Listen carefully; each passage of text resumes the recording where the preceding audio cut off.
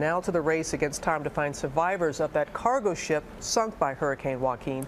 The Coast Guard has now searched an area bigger than California and narrowed it down to 2 debris fields where they found a body and a badly damaged lifeboat. ABC's Lindsay Janis has the latest and joins us now from Miami. Good morning, Lindsay.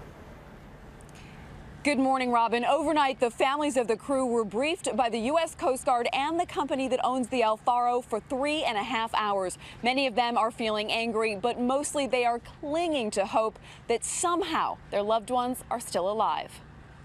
Overnight, the Coast Guard desperately searching for survivors of the El Faro. Their focus now on 2 giant debris fields near where they believe the cargo ship sank in 15,000 feet of water. We've modified our search efforts to focus more on potential people in the water. El Faro's last known position, 35 miles off Crooked Island in the Bahamas. Crews already finding one of the ship's 2 lifeboats, empty and barely afloat, as well as several survival suits, one containing the body of a crew member.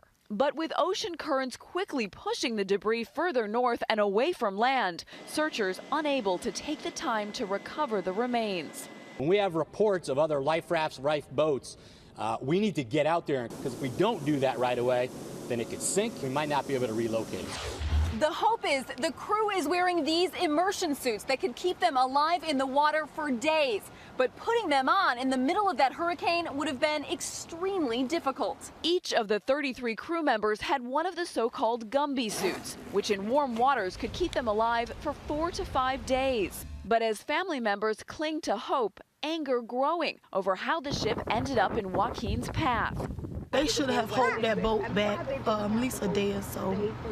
Overnight, the company that owns the El Faro saying the captain had been trying to bypass the storm. His plan was a sound plan that would have enabled him to pass around the storm. But of course, the ship losing power and ending up right in the middle of that hurricane. The NTSB today headed this way to begin its investigation. George?